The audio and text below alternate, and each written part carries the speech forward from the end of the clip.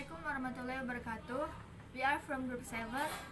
We will explain about phonology restriction, pragmatic restriction, semantic restriction, and the last morphological restriction.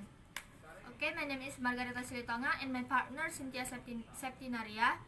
The first material will be explained by me. Restriction. Restriction is a limiting condition or measure, especially a legal one. The limitation or control of someone or something or the state of being limited or restricted. Okay, next, phonological restriction. Phonological restriction on the domain of a word formation rule are particularly common with derivational suffix, much less so with prefix and compounding. In some cases, there is a straightforward reason for the restriction. Certain complex words are impossible because they will create difficulties for phonetic processing, such as pronunciation or precision. A common restriction rules out the repetition of identical feature. For example, the repetition of the phoneme il in Spanish, which reduces the domain of the diminutive suffix illo, or the repetition of the vowel e in English, which reduces the domain of the suffix a. I want to give you some example. In Spanish, diminutive suffix illo. Mesa, mesilla is little table.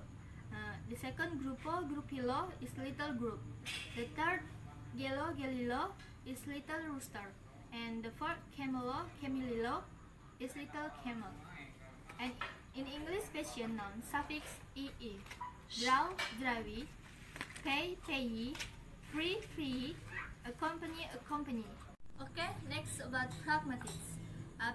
Pragmatics focus on conversational implication, which is a process in which the speaker implies and listener infers.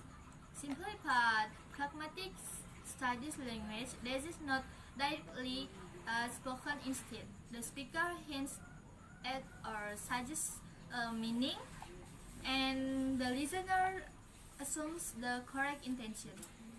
Pragmatics studies how words can be interpreted in different ways based on the situation. Okay. Next, about pragmatic restrictions.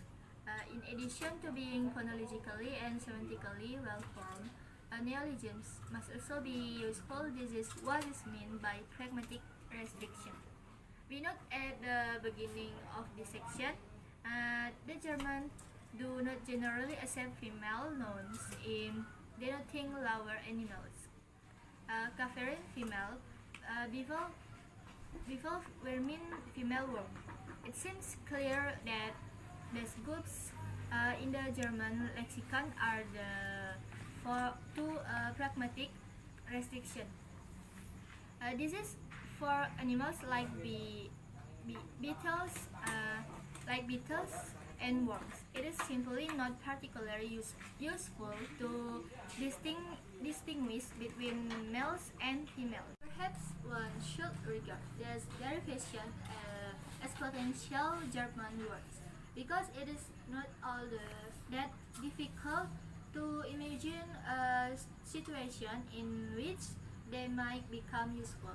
For example, entomologists, specialists, publication or fairy tales, but ordinary speakers react to covering in much the same way as they would to boomage, and it's not easy to argue that the former is a possible word, while the latter is impossible.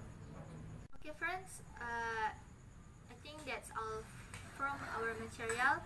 Okay, next Next material will be explained by Cynthia. Assalamualaikum warahmatullahi wabarakatuh. My name is Cynthia Septinaria. In this occasion, I will continue the explanation from my partner Margareta. In here, I will present about semantic restriction and morphological restriction. Restriction in word formation rule. What makes a rule relatively productive or unproductive? In many cases, we can give specific reason of why the word formation rule doesn't give to rise to word and that it might be expected to permit. For example, in English, the suffix ity systematically fails to combine with the adjective with ending ish, in, y, or full. For example, adjective hopeful cannot be hopefulity because there is no hopefulity in English. In other words, the rule of suffix ity have the restricted domains. There is disagreement of whether the restriction on a rule should be considered issues of productivity.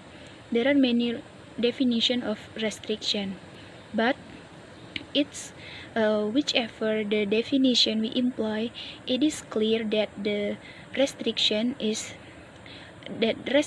on the domain of restriction in the rule significantly limit the coining of new words. Okay, the first material is the semantic restriction. Semantic restriction is a limitation on what the other words can go with the particular words based on the meaning of the letter. In many cases, the meaning of the affix automatically restrict the domain of a word formation rule because some base of affix combinations simply make a sense. For example, in English, the recursive prefix "d" as in decolonize can be combined only with the verbal base that denote a potentially reversible process. Combinations such as "they incinerate" are hard to interpret, except perhaps in a science fiction context. However, a word formation rule may also have semantic restriction that seem quite arbitrary. For example, in the Russian, a noun suffix stvo combines with adjectives that denote properties of human being, not the adjective denoting the physical properties of object. And the Russian quality noun suffix, for example, the bogatich, in English it means rich. To bogat stvo, it means richness. And here there is no intrinsic reason why the suffix stvo in the Russian should not combine with another adjective. And the last material is about morphological restriction. Some morphological patterns require special morphological properties in the base. For example, the modern Hebrew, or in bahasa Yunani, has a pattern for action nouns that is applied only to verb of one particular inflection class. Verb of the other inflection classes cannot form their action noun in this way. For example, in the word dibur, in English it means speak. To dibur, it means talk. Or kibek, it means gather. To kibuk, it means gathering. And in Russian, the female noun suffix ja combines only with bases that are themselves derived by the suffix an, and it must be some other female noun suffix. In the Russian, the suffix is ka, sa, inja, or isa. For example, говорит, in English, it means talk. To go for un, it means talker. It appears that with such nouns, the suffix ja is 100% possible, but since the suffix an is not particularly common and not particularly productive, nouns in ja are very rare. Okay, I think that's all. Thank you for your attention. Wassalamualaikum warahmatullahi wabarakatuh.